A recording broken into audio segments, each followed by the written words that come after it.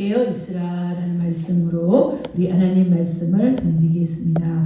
여러분, 오늘 설교의 주제가 주의하라 깨어 있으라라는 그러한 이 제목 자체가 설교의 대부분을 차지한다는 것 잊지 마시기 바랍니다. 설교의 제목이 설교의 가장 중요한 핵심이라는 것. 우리는 이 시대에 그 어떤 때보다 주의하고 깨어 있어야 될 때가 바로 이때입니다. 우리 주님께서 징조를 통해서 내가 가까이 임하야 된다는 것을 보여주셨습니다. 다시 말하면 모든 징조가 그리스도의 재림을 향하여 가까이 다가가고, 또한 모든 징조가 하나님의 환난을 이제 앞두고 있는 그러한 때를 우리가 살아가고 있습니다. 그래서 우리는요, 지금 이때에 무엇을 먹을까, 무엇을 마실까, 이 땅에 있는 것들로 우리 염려하며 걱정하며 땅에 있는 것들에 우리 소망을 갖고 땅에 있는 것들의 쾌락을 따라서 쫓아갈 그러한 때가 아니라는 걸 잊지 마시기 바랍니다. 지금 여러분, 우리는 환난을 앞두고 있습니다.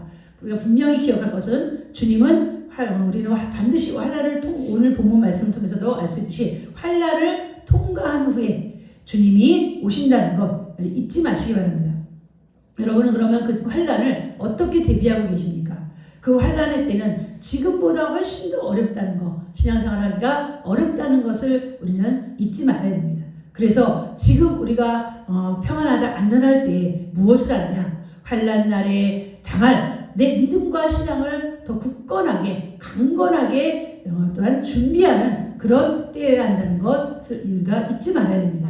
세상 사람들은 이 환난의 이 평안할 때 더욱더 세상으로 쾌락으로 달려가지만 우리 성도들은 깨어 있어서 주의하여서 주님의 오심이 점점 더 가까이 오고 있다는 것을 우리가 영적으로 여러분 느끼면서 그 준비를 우리가 단단히 해야 되는 그런 때라는 것을 잊지 말아야 됩니다. 더 말씀에 굳건하게 서고 더 기도하여 성령의 충만함을 받고 또한 기름을 준비해서 그때에 주님이 신랑이 오르다라고 맞으러 나오라 할 때 우리가 졸고 있어서 그 소리를 듣지 못하는 그런 성도들은 한 사람도 없어야 될 줄 믿습니다. 그러니 오늘 이렇게 평안할 때 여러분 더 말씀 많이 읽고 그 말씀에 위에 굳건하게 반석 위에 서서, 여러분 예수님은 만세 반석이라 해서 그 반석에 서 있다면 어떤 재난과 환난과 그 다음에 여러 가지 폭풍과 인간이 당하는 모든 환난을 우리는 넉넉히 이길 수 있습니다. 왜? 왜냐하면 만세 반석 위에 서 있기 때문에 그리스도께서 우리를 굳건하게 잡아주시는 그런 반석 위에, 말씀의 반석 위에 서 있는 여러분들은 흔들 자가 없고 넘어뜨릴 자가 없습니다. 그러니 오늘 우리는 이 시간 여러분들에게 때때로 찾아오는 그런 하나님의 말씀을 내가 자주 이 말씀으로 여러분에게 전하지 않습니다. 오늘 이 말씀 귀 기울여서 정말 여러분 지혜로운 자는 성령이 교회들에게 하시는 말씀을 잘 들어서 우리가 어떻게 살아야 되고 어떻게 살아가야 할지를 깨닫는 그런 여러분 되시기를 주님의 이름으로 축원합니다. 아멘. 예, 오늘 본문의 말씀은 예수님께서 마지막 최후의 만찬을 하시면서 제자들에게 권면하시고 교훈하시고 예언하시고 또한 그들에게 당부하신 말씀입니다.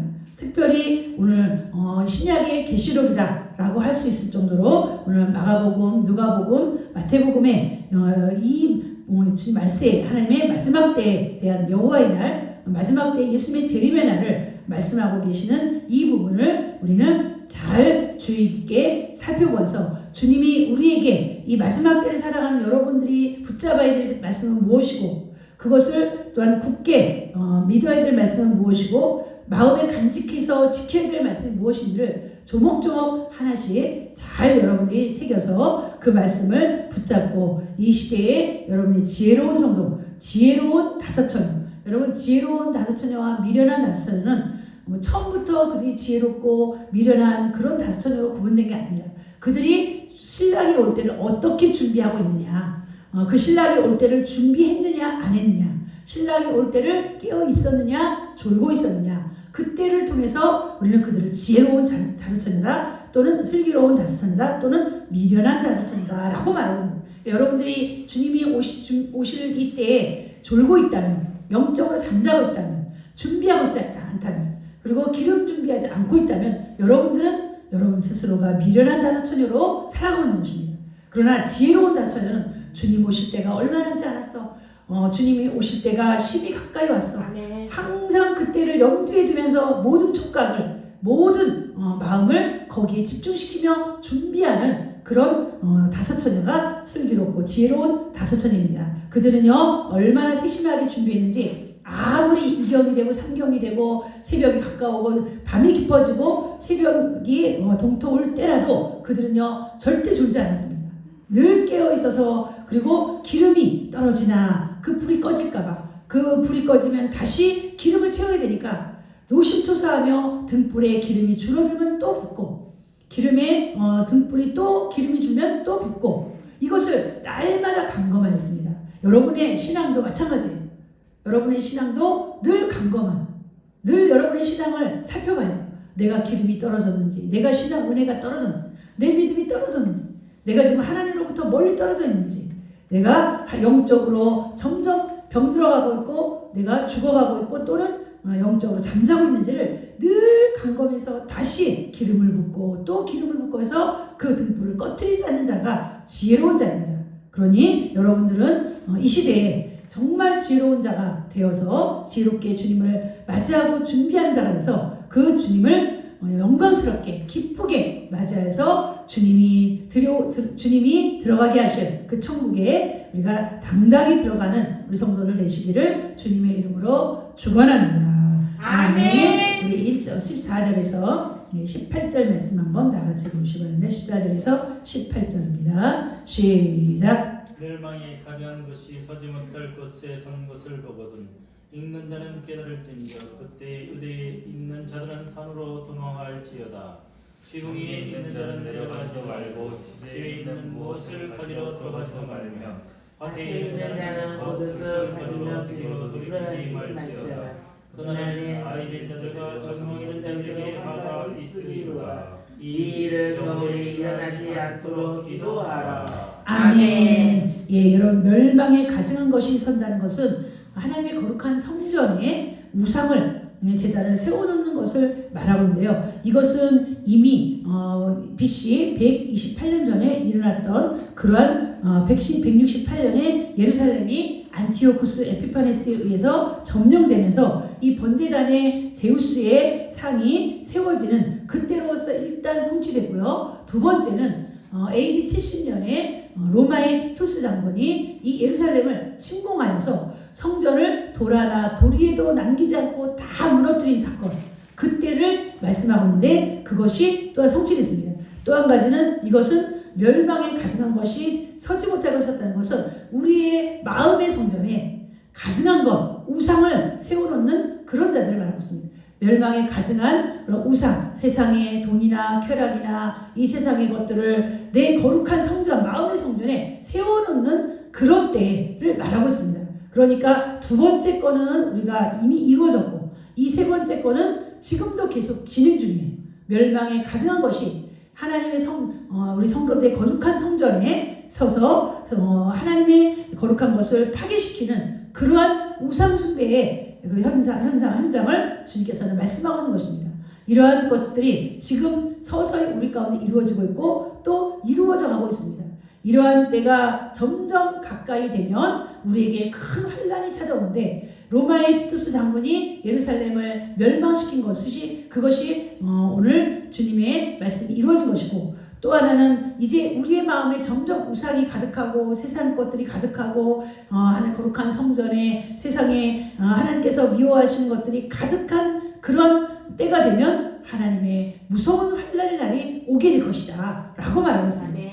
그러니까 티투스 장군이 예루살렘을 점령하여 포위하고 있는 그때에 그런 때가 오면 너희들은 빨리 도망가라, 산으로 도망가라. 그리고 또한 마지막 환란의 날이 다가오면 너희들은 빨리 산으로 도망가라. 이것은 무슨 말이냐? 다시 말하면 즉 우리가 세상에 미련을 두고 주님의 재림하심을 우리가 인식하지 못하고 세상의 것들을 미련을 두고 뒤를 돌아본 롯의 아내와 같이 세상에 세상에 또한 것들을 미련을 두고 그것을 버리지 못하고 전전긍긍하며 주님 오실 때를 염려치 않고 염두에 두지 않고 살아가는 많은 그리스도인들을 말하고 있습니다.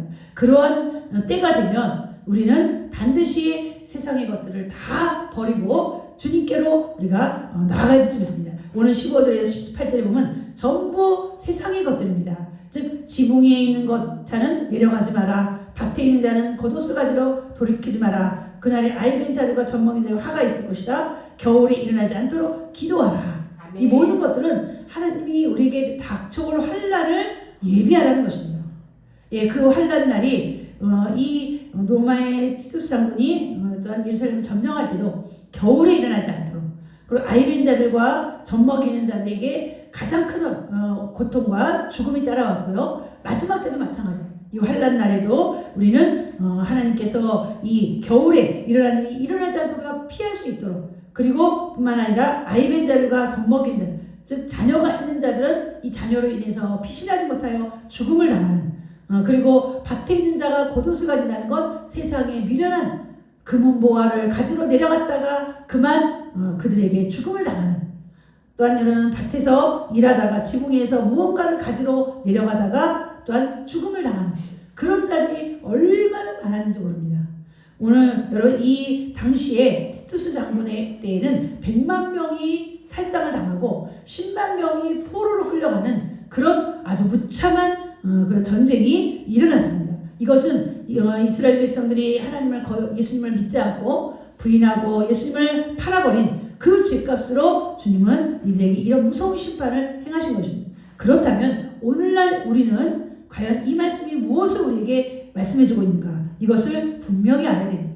우리는요 앞으로 다가올 모든 환난의 때에 우리가 세상의 것들에 미련을 두면 반드시 롯의 처녀와 같이 롯의 아내와 같이 반드시 뒤를 돌아보다가 결국은 그것 때문에 망하게 되는 것입니다. 아멘. 마지막 때가 되면 될수록 점점 더 오직 우리에게는 그리스도 한 분밖에, 예수님 한 분밖에 없어요.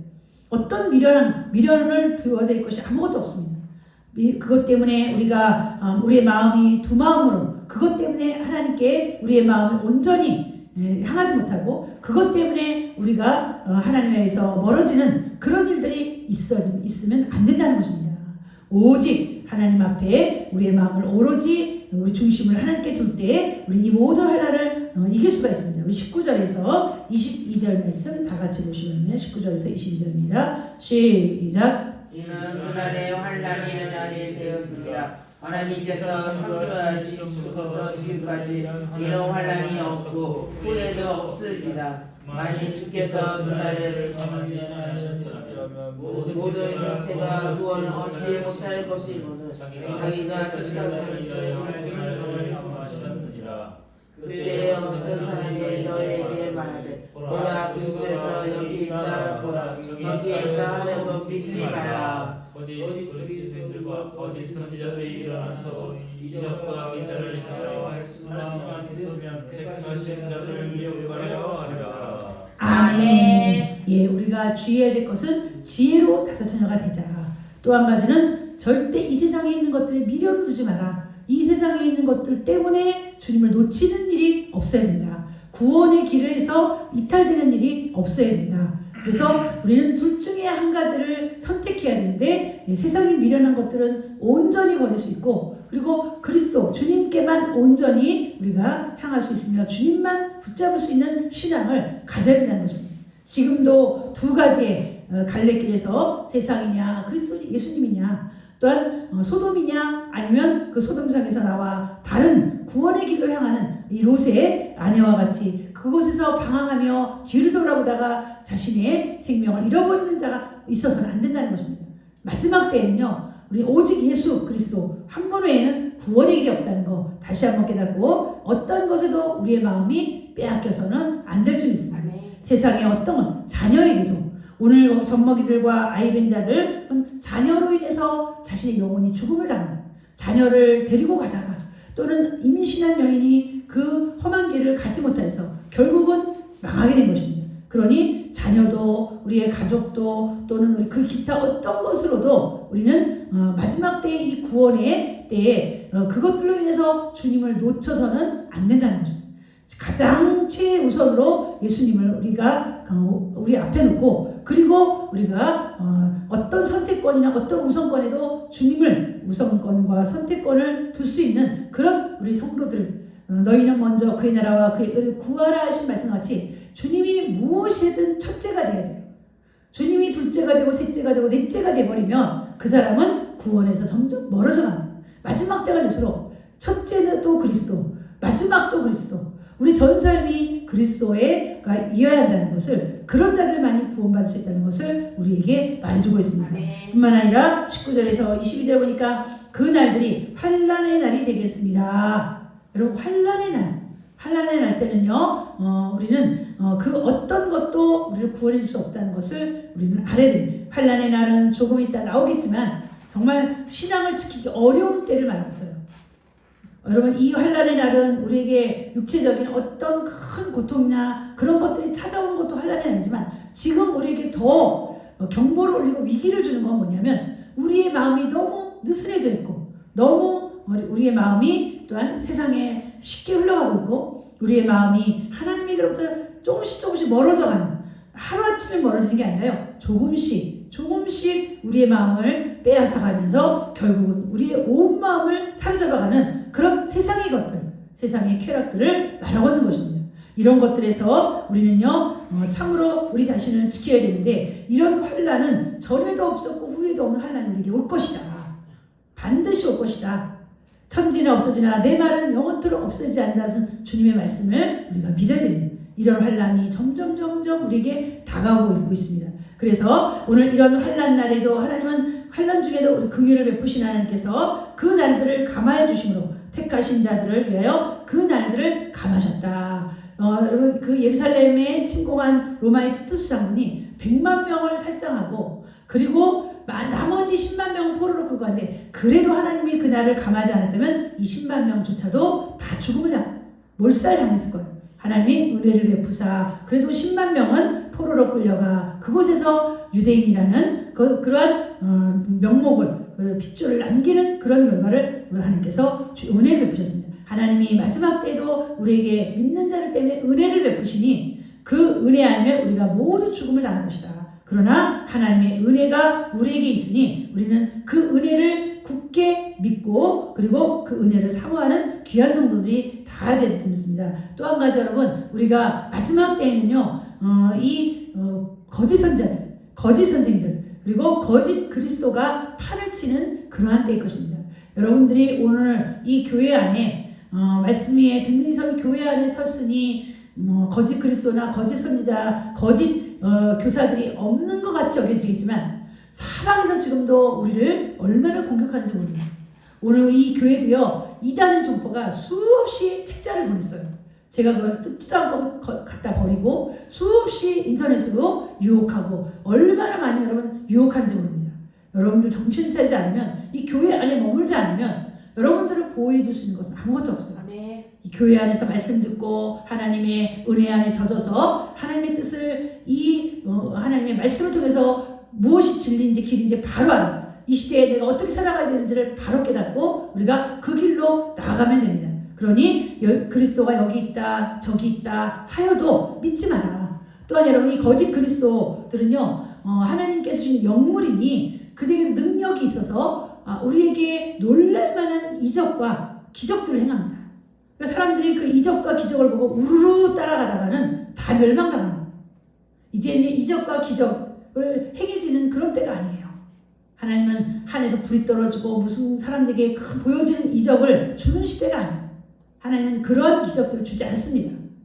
그렇다면 이 시대는 무엇입니까? 하나님의 말씀을 굳게 붙잡고 말씀만을 우리가 표대로 삼아 그것을 믿고 붙잡고 나가는 그런 때, 환경도 우리의 상황도 어떤 것도 우리를 붙잡아 주지 못해요.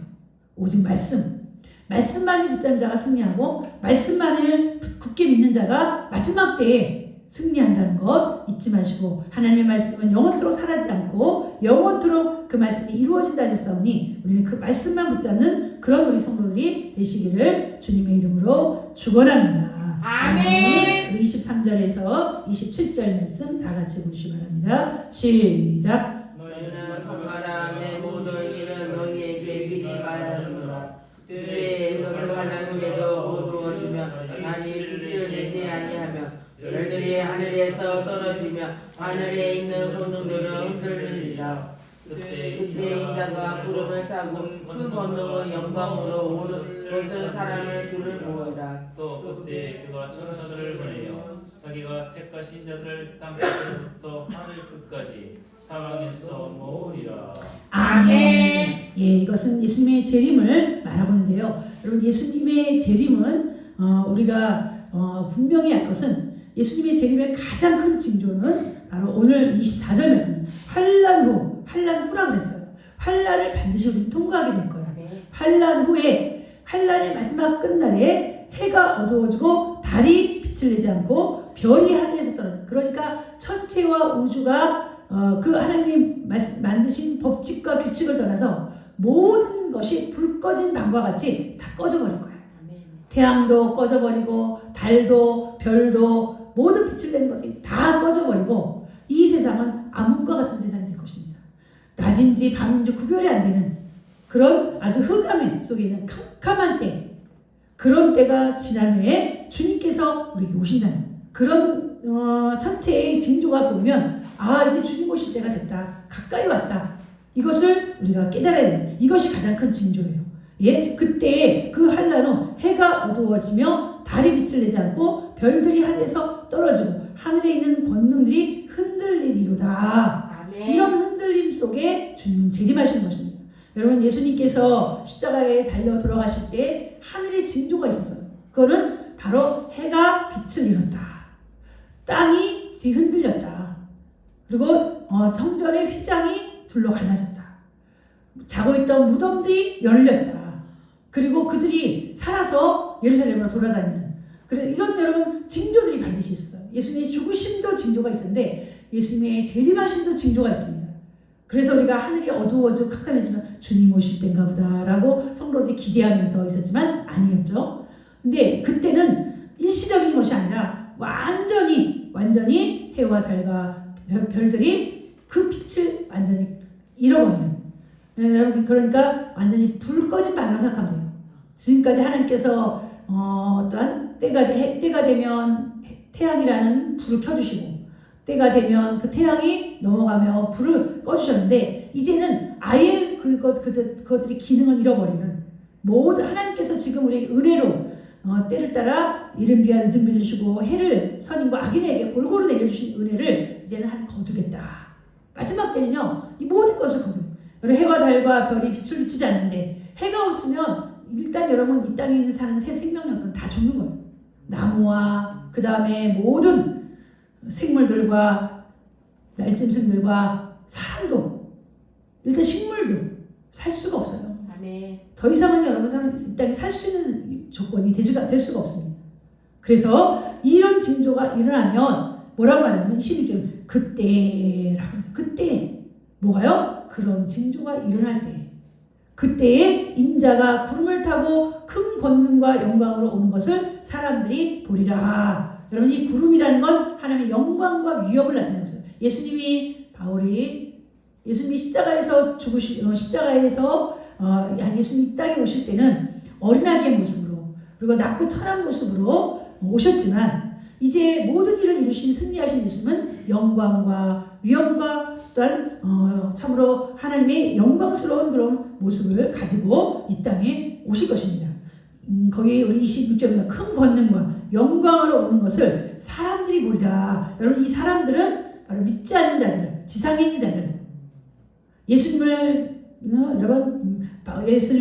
박대하고 멸시하고 믿지 않고 예수님을 대항한 이 모든 자들이 영광스럽게 이 땅에 내려오시는 예수님을 보게 될 것이에요. 그래서 그들이 땅을 치며 후회하며 통곡하는 그런 때가 있을 것인데, 오늘 여러분 이때에 하나님요 먼저 그들에게 예수님의 재림과 동시에 어떤 일이 일어나느냐면 우리 27절에 보니까 그때에 하나님이 천사들을 보내어 자기가 택하신 자들을 땅끝으로부터 하늘 끝까지 사방에 모으리라 라고 말하고 있어요. 예수님이 오실 때는 많은 먼저 간 성도들 있죠? 같이 옵니다. 그들도 같이 내려와서 주님이 재림하실 때 그 지상에 있는 우리 성도들, 땅끝까지 퍼져 있는 수많은 성도들을 하나님께서 그들을 재림 나팔로 이끄실 때 그 함께 왔던 천사 그 하늘에서 같이 내려왔던 그들도 동시에 몸이 변해서 하나님 앞에 또한 영광스러운 그런 새 옷을 입게 될 것입니다. 아멘. 그러니까 하늘의 백성들과 이 땅의 백성들이 동시에 만나는 순간이 예수님의 재림 때예요. 우리가 그래서 가끔 성경의 다른 구절에 보면은 한 사람은 있고 한 사람은 들려 올라가고 한 사람은 또한 남아있고 한 사람은 올라가는 이런 일들이 있을 것이라고 했죠. 이것이 바로 오늘 주님이 천사들을 보내서 그들을 이끄실 때 어떤 사람은 남겨지고 어떤 사람은 올라가고 또 어떤 사람은 주님의 재림 나팔 소리를 듣고 어떤 사람은 그 소리를 듣지 못하는 이런 쭉쟁이와 알곡이 딱 구별될 것이에요. 주님의 재림 때. 그러니 오늘 그때 수많은 성도들이 주님을 믿지 않고 또는 준비하지 않고 있던 성도들은 모두 이 땅에 남아있게 되고 준비된 성도들, 깨어있는 성도들은 하나님께 이와 같이 들려 올라간다는 것을 잊지 마시기를 주님의 이름으로 축원합니다. 아멘. 우리 28절에서 32절 말씀 나같이 보시고요. 28절에서 32절입니다. 시작. 무화과 나무의 비유를 배우라. 그 가지를 열면서 잎사귀를 내며 여름이 가까운 줄을 아니라. 이와 같이 너희는 일이 일어나는 것을 보거든 인자가 가까이 눈앞에서 있는 줄 알라. 내가 진실로 너에게 말하노니 그래서 내가 지나가기 전에 이는 다 일어나리라. 천지는 없어지겠으나 내 말은 없어지지 아니하리라. 그러나 그날과 그때는 앞으로나니 하늘에 있는 천사들도 아들도 모르고 아버지만 아시리라. 아멘. 예, 주님은 예수님의 재림 때를 임박한 재림 때를 알려주기 위해서 무화과 나무의 비유를 예로 드렸습니다. 무화과 나무는요, 이 나무가 봄에 되면요, 그 나무 뿌리에서 줄기에 수액을 보내요. 그 줄기에 많은 이파리를 또 왕성하게 먼저 잎을 냅니다. 잎을 낸 다음에 더 햇빛이 그에게 골고루 내리쬐면 그리고 열매를 맺는데 아주 충실해요. 그래서 특히 무화과는 더욱더 일조량을 굉장히 필요로 하는 그런 나무, 햇빛을 많이 받아야 열매를 맺는 그런 나무입니다. 그런데 이 무화과 나무가 봄만 되면요 벌써 슬슬 잎이 돋아나는, 잎부터 먼저 돋아나는 그런 현상이 보입니다. 그리고 잎이 아주 우거지면 그 다음에 열매를 내는, 여름이 아주 가까울수록 이 열매가 점점 나오기 시작하는데요. 바로 이런 무화과 나무가 잎이 돋아나는 그 수액을 줄기에 보내어서 가지에 보내서 가지에서 잎이 돋아나는 이때를, 이것이 바로 무화과 열매를 맺는 징조다. 그러니까 봄에 여러분 잎이 나면 이제 무화과 얼마 안 있으면 여름이 되면 곧 무화과 열매를 먹을 수 있겠구나 예상하는 것처럼 우리가 이런 징조가 하나씩 하나씩 나타나면 예수님의 재림이 가까이 오겠구나. 봄부터 여름까지 사람들은 그래서요 기다려요. 뭘요? 무화과 열매가 맺히기를. 조금 있으면 맺히겠구나. 이제 잎이 왕성해졌으니까 조금 있으면 무화과 열매가 맺히겠구나. 기다립니다. 마찬가지로 이런 징조가 일어나면 예수님이 오시겠구나. 예수님이 오시겠구나. 뭐 해야 돼요? 기다려야 돼요. 기다려야 돼요. 이런 징조가 있어도 무화과 나무가 이렇게 열매를 맺으려는 여러 가지 징조를 보여도 사람들이 무관심하면 무화과 열매를 기다리지 않는 자는 관심이 없어요. 근데 무화과 열매를 기다려서 여러 가지 자신의 생업에 또는 자신의 생활에 사용하려는 사람은 무화과 열매를 기다립니다. 무화과 농사하는 사람들은 얼마나 기다리겠어요. 우리도 마찬가지로 이런 징조를 보면 예수님이 가까이 오시는구나, 가까이 오시는구나, 더 가까이 오시는구나, 점점 더 가까워지고 있구나. 간절히 무화과 열매를 기다리던 예수님의 재림을 기다리는 자는 그때를 보게 될 것이다. 그러니까 여러분은 그와 같이 기다려야 하는 것입니다. 그렇게 기다리게 되면 오늘 우리 주님께서 30절 말씀에 내가 진실로 너희에게 이르노니 이 세대가 지나가기 전에 일이 다 일어나리라. 그러니까 무화과는 여름이 찾아오면, 여름이 되면 무화과 열매가 맺히듯 전부 때가 있는 거예요, 여러분. 무화과 열매가 맺히는 때, 잎이 돋아나는 때, 또는 무성한 잎만 있을 때, 가을이 되면 이 낙엽이 다 떨어지거든요. 그런 때가 있듯이 바로 예수님이 재림할 때가 되기까지는 주님은 반드시 온다는 거예요. 이 세대라는 건 주님이 오실 시대를 말하고 있어요. 오실 시대가 반드시 있다. 우리의 시대일지 다음 세대일지 우리는 알 수 없지만 그 오실 시대에는 반드시 오신다는 거예요. 반드시 오실 때에 주님은요 이와 같은 그런 징조를 통해서 오시는데 지금까지 하신 모든 말씀은 우리 31절에서 그러니까 천지는 없어지겠으나 내 말은 없어지지 아니하리라. 지금 하신 이 말씀은 반드시 때가 되면 이룬다. 성취된다. 주님이 하신 모든 말씀은 다 이 땅에서 이루어지고 없어지지 않는다. 다 성취된다. 그러니까 사람의 말은 못 믿어도요 예수님의 말씀은 믿으세요. 예수님의 말씀은 여러분 믿어도 여러분에게 손해가 되지 않고 오히려 여러분에게 큰 유익이 될 거예요. 사람들의 말을 믿다가 발등시킬 수 있지만 하나님의 말씀, 예수님의 말씀은 절대 여러분을 실망시키는 일이 없습니다. 꼭 믿으시고 이 말씀대로 준비하시기 바랍니다. 그런데 중요한 건 그때는 아무도 모른다는 거예요. 우리가 그때를 알려고 하다가 또는 그때와 시간을 받았다고 해서 우리가 주님을 잘못 기다리고 있다가 많은 사람을 망하게 한 자들이 얼마나 많습니까? 이것은 그들이 주님의 말씀을 온전히 믿지 않았다는 거예요. 주님이 뭐라고 말씀하셨습니까? 32절입니다. 그날과 그때는 아무도 모른다. 아무도. 사람으로서는 알 수가 없어요. 여기 보면 하늘에 있는 천사들도 아들도 모르고 오직 아버지만 아시느니라. 여러분 여기서 아들도라는 것은 이 때와 기한은 아버지에게 권한이 있어요. 이건 아버지의 권한을 침해해서는 안 되는 거예요. 예수님의 권한이 있고 성령님의 일하시는 사역의 권한이 있어요. 근데 이 사역은 아버지의 권한이기 때문에 때와 기한은 아버지께 있다. 그 전에도 제자들이 그랬어요. 예수님 이런 예루살렘이 멸망할 때가 언제입니까? 때와 기한은 아버지께 있다. 때와 기한은 우리는 알 수가 없습니다. 아버지의 권한인데 하물며 인간으로 오신 예수님도 알 수 없다는 거예요. 하나님으로 계신 예수님이었을 때는 알 수 있지만 지금 인간으로 오신 예수님으로서는 너에게 말할 수 없다. 그것을 말하시고 그것을 행하시는 분은 오직 하나님의 아버지만의 특권이다.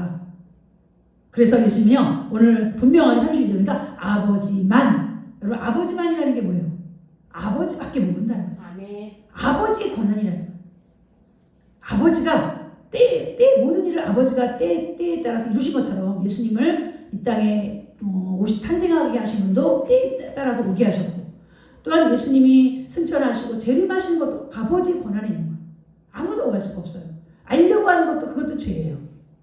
우리는 그저 주님이 정하신 때가 언제인지 징조를 통해서 가까이 왔다는 거, 그것만을 깨닫고 준비하면서 우리가 그때를 맞이할 수 있는 자가 지혜로운 다섯천일 것입니다. 그러니 우리 33절에서 37절 말씀 다 같이 보시기 바랍니다. 시작. 주의하라 깨어있으라 그때가 언제인지 알지 못함이라. 가령 사람이 물을 떠난 타국을 그 정리의 권한을 더 각각 사람을 맡기며 분리기에 깨어있으라 이유가 같으니 그러므로 깨어있으라 집주인이 언제 오지 혹 저물을 때든지 밤중에 이르지 닭이 울 때든지 새벽에 이르지 너희가 알지 못함이라. 그가 오든지 와서 너희가 것을 보지 않도록 하라. 깨어있으라 내가 너희에게 하는 이 말 모든 사람에게 하는 말이니라. 아멘. 예, 우리가 여기서 중요한 것은 지금 때를 알지 못하는 이 때를 살아가는 여러분들, 때를 알지 못하는 그런 성도들은요, 새벽에 오실지 밤에 올지 또는 닭이 올 때 올지 저물 때 올지 밤중에 올지 모르는 이때에 우리가 그 타국에 간 주인을 맞이할 수 있는 방법 중에 한 가지가 뭐냐면요, 깨어있는 거예요. 항상 깨어있어야 돼요. 깨어있는데 그 깨어있으라는 것은 육의 눈을 뜨고 깨어있으라는 게 아니에요, 여러분. 육의 눈을 뜨고 있어요. 우리의 영적인 눈이 깨어있어야 돼요. 우리의 영이 깨어있어야 돼요. 영이 깨어서 하나님의 말씀으로 우리가 또한 우리의 영을 새롭게 하고 우리 말씀으로 우리의 영을 다시 일깨우고 기도하고 여러분 안에는 육적인 사람이 있고 영적인 사람이 있습니다. 근데 육적인 사람이 아니라 영적인 사람이 깨어있어야 돼요. 육적인 사람은 오늘 말씀한 것처럼 맡겨진 사역에 열심히 감당하는 거예요. 오늘 주인이 타국에 갔을 때 문지기에게 깨어있으라 내가 언제 올지 모르니 너희는 각각 깨어있고 사물을 맡기니 그 일을 행하라. 주인이 언제 올지 모르니 오늘 우리 36절에 보니까 그가 호련히 와서 너희가 자는 것을 보지 않도록 하라라고 말. 호련이라는 건 뭘까요? 갑자기 어느 때에 언제인지 모르는 때에 갑자기 오신다는 거예요. 호련이. 그 호련이 올 때에 깨어있는 자는 복이 있고 자고 있는 자는 그 주인에게 매를 받겠죠. 그래서 주님은 다시 한번 강조합니다. 37절입니다. 깨어있으라. 내가 너희에게 하는 이 말은 모든 사람에게 하는 말이니라 하시니라. 이 시대에 우리 성도들이 해야 될 건 영적으로 깨어있는 거예요. 아멘. 기도하고 말씀 묵상하고 성령의 인도함 받고 성령님과 늘 교통하고 하나님과 동행하면서 깨어있는 방법밖에는 우리가요 다른 방법이 없어요. 아멘. 주의하라 깨어있으라. 이것이 오늘 주님이 우리에게 주신 모든 사람들에게 주신 마지막 때의 성도들이 지혜로운 성도. 거기 보면 호련이 왔을 때 자는 것을 보지 않게 하라. 자고 있으면 안 된다. 깨어있어야 된다. 그러니 오늘 이 말씀은 여러분들이 오늘 한 번 듣고 흘릴 말씀이 아니고 주님 오실 때까지 간직해야 될 말씀이에요. 이 말씀을 잘 간직해서 제가 이 말씀을 언제 또 설교할지 몰라요. 아멘. 그런 여러분들이 마음속에 잘 간직하고 이와 같이 살고 있다면 우리 주님 부르실 때 언제든 재림나팔 들을 수 있게 될 줄 믿습니다. 아멘. 예, 우리 다 같이 기도하겠습니다. 하나님 아버지 감사합니다. 오늘도 이 말씀 통해서 다시 한번 우리 성도를 지혜로운 다섯처녀와 같이 살기 위해서 이 말씀에 주목하고 이 말씀에 귀 기울이고 이 말씀을 붙잡고 이 말씀대로 살고자 하오니 성령님 우리 성도들을 붙잡아 주시오. 아멘. 이 시대에 깨어있는 성도 되게 해주시오. 주의하여 삼가 주님의 호련이 올 때 깨어있어 주님을 영접하는 성도들에게 도와주시오. 아멘. 등불과 또한 기름을 함께 준비하여 신랑을 맞는 지혜로운 다섯처녀 될 수 있도록 성령님 도와주시오. 아멘. 예수님의 이름으로 기도하옵나이다. 아멘. 우리 찬송가로 하나님